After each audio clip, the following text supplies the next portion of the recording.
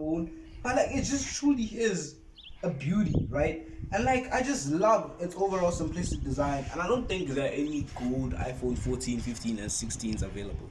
So like if you want a gold iPhone, you're gonna have to go with the 13. And let's talk about the size. I know all iPhones look the same, but they actually get bigger. Each Pro Max model gets bigger by the year. Now the iPhone 16 is like huge. It's the biggest iPhone has ever did, and I feel like that though that might be somewhat nice, it's kind of uncomfortable. But with a phone like this, it's like it's the perfect size. They should have just stopped here. But like, okay, but this phone looks good. This phone is good. This phone looks incredible. I just can't stop talking about it. Pretty, bruh. What? Nah, Apple is never gonna do it like it did this again. Yes. Nah. Yeah. The camera quality is great. The battery health is great. The overall look of the phone is great. I know iPhones all look the same, but then they keep getting bigger each year, like the 14, 15, 16. Happened at the 16 now. It's huge and it's uncomfortable to hold. I feel like this was the perfect size for Apples and stuff. No, because like imagine pulling out your phone and then you hold it like this. Nah, because like I'm usually the type of person to talk on the phone like this, but with such a phone, I'll put it here. Let them see it in cameras. Hey, nah. So this is the iPhone 14. As you can see, this one is black. It looks good. It's a Pro Max model. Here's what it looks like from the front. It is basically, if I put this side to side of the iPhone 14, you're not going to, the iPhone 13, you're not going to see a difference. I haven't personally held an iPhone 15, but based on what they're saying about titanium, maybe you'll see the difference. The only difference with the iPhone 15 is that you're going to notice that this, like you see this little thing here, is no longer going to be like a switch. It's going to be like, what you might call it, an action button. But other than that, if you put it side by side with the iPhone 13, nah, you're not going to notice it. But let's talk about the dynamic island. See, right now I'm playing a random song.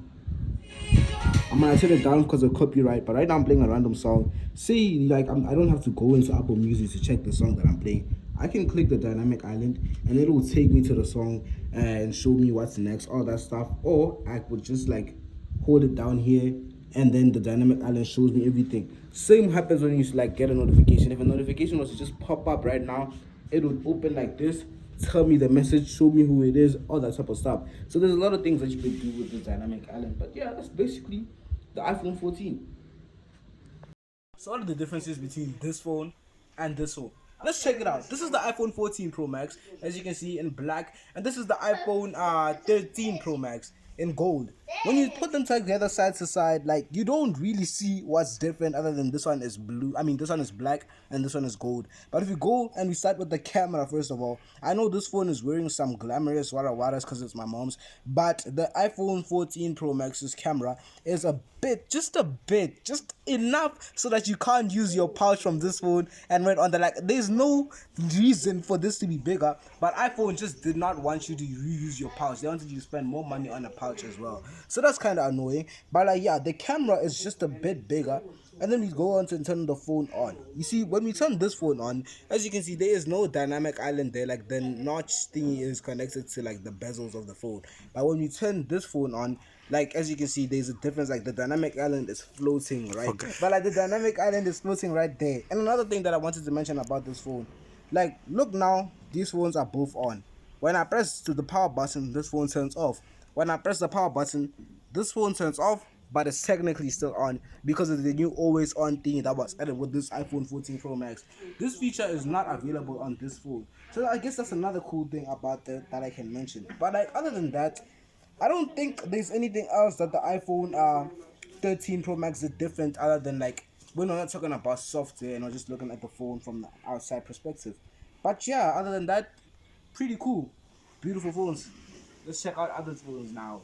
Thank you guys so much for watching that video. If you want more content like that, where I'm talking about iPhones, make sure to treat this video well. Make sure to like, make sure to subscribe, make sure to share, comment if you are at it, and then I will give you more videos like this.